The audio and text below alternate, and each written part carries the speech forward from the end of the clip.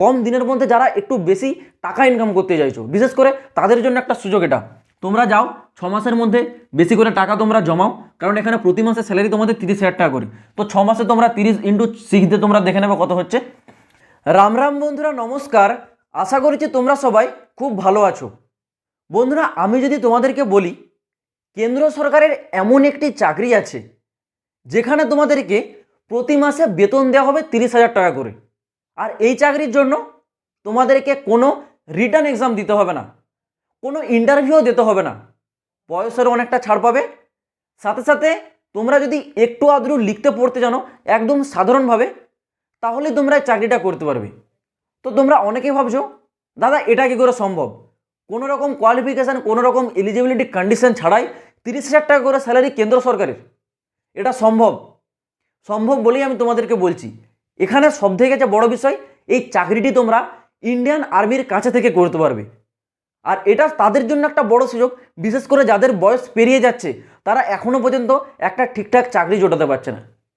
তো তোমাদের জন্য বলছি এই ভিডিওটা একটু মনোযোগ সহকারে দেখো। আমি পুরো বিষয়টা আজকে প্র্যাকটিক্যালি তোমাদের সামনে বুঝিয়ে দেবো। প্রথমে বলে রাখি এই ভ্যাকেন্সিটার নাম কি। এই ভ্যাকেন্সিটার নাম আর্মি পোর্টার। আমি জানি এই ভ্যাকেন্সিটা সম্বন্ধে অনেক ক্যান্ডিডেট আছো যারা জানোই না, ম্যাক্সিমাম ক্যান্ডিডেট এই ভ্যাকেন্সিটা শুনেই নি নাম। তো তোমরা একটু ভালো করে দেখো, এই ভ্যাকেন্সিটার নাম হয় কিন্তু আর্মি পোর্টার, যেখানে তোমাদের বেতন দেওয়া হয় প্রতি মাসে 30,000 টাকা। এই 30,000 টাকাটা যখন থেকে তোমরা চাকরিতে জয়েন হবে সেই প্রথম মাস থেকে কিন্তু 30,000 টাকা করে দেওয়া হবে। আর এখানে যে বয়সটা বলা রয়েছে, তোমাদের বয়স হতে হবে 18 থেকে 40 বছরের বয়সের মধ্যে। আশা করছি তোমাদের সবারই 40-এর ভেতরে বয়স।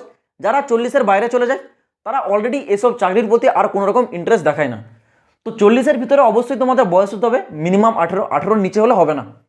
আর এখানে যে তোমাদের কোয়ালিফিকেশন, অর্থাৎ তোমাদের একটা শিক্ষাগত যোগ্যতা যদি 8 পাস থাকে, আর যদি সিম্পল তোমরা 5 পাসও হও, তাহলেও তোমরা অ্যাপ্লাই করতে পারবে। আশা করছি ম্যাক্সিমাম ক্যান্ডিডেট তোমরা 8 পাস আছো, মাধ্যমিক না হলেও হবে, মাধ্যমিক হলেও হবে, না হলেও হবে। যদি 8 পাস থাকো তাহলেই তোমরা অ্যাপ্লাই করতে পারবে। সিলেকশনে কোনো তোমাদের রিটার্ন এক্সাম হয় না, কোনো রকম তোমাদের ইন্টারভিউ কিন্তু হয় না এখানে।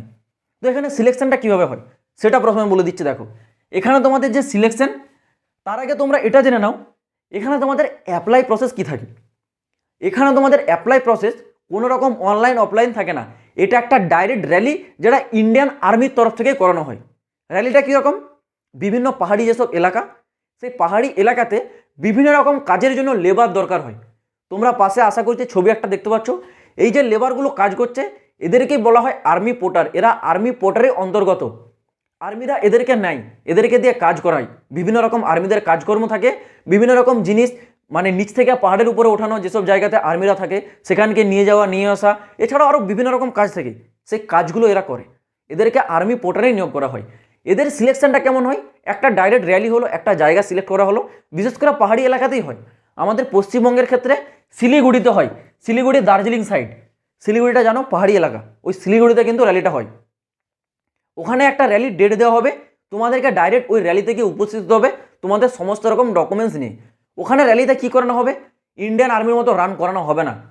তোমাদেরকে সিম্পল আমি বলে দিচ্ছি, 30 কেজির একটা কিন্তু বালির বস্তা দেবে। এই বালির বস্তাটা পিঠে নিয়ে তোমাদেরকে 200 থেকে 300 মিটার কি 100 থেকে 200 মিটার এরকম একটা দূরত্ব দেওয়া হবে। সে দূরত্ব তোমাকে ছুটতে হবে। এরকম কোনো নির্ধারিত টাইম দেওয়া হবে না যে এই টাইমের মধ্যে কমপ্লিট করতে হবে। ওখানে কেবলমাত্র তোমাদের ফিজিক্যাল ফিটনেসটা দেখা হয়।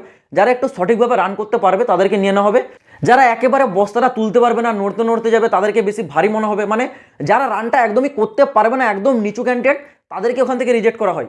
তুমি যদি সিম্পলও 25 কেজির বালিটা নিয়ে ঠিকঠাকভাবে একটু রান করো, তাহলেও তোমাকে সিলেক্ট করা হবে, কারণ ওখানে কোনো প্রকার টাইমিং চেক করা হয় না।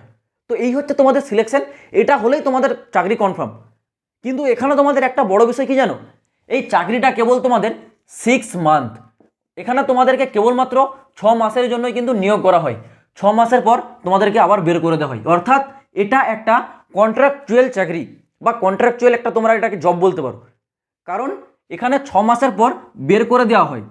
আর এখানে তারাই যাও, আমি তাদেরকেই বলছি যারা এখন কেবল কোনো চাকরি পাচ্ছ না, কম দিনের মধ্যে যারা একটু বেশি টাকা ইনকাম করতে চাইছো, বিশেষ করে তাদের জন্য একটা সুযোগ এটা। তোমরা যাও 6 মাসের মধ্যে বেশি করে টাকা তোমরা জমাও, কারণ এখানে প্রতি মাসে স্যালারি তোমাদের 30,000 টাকা করে।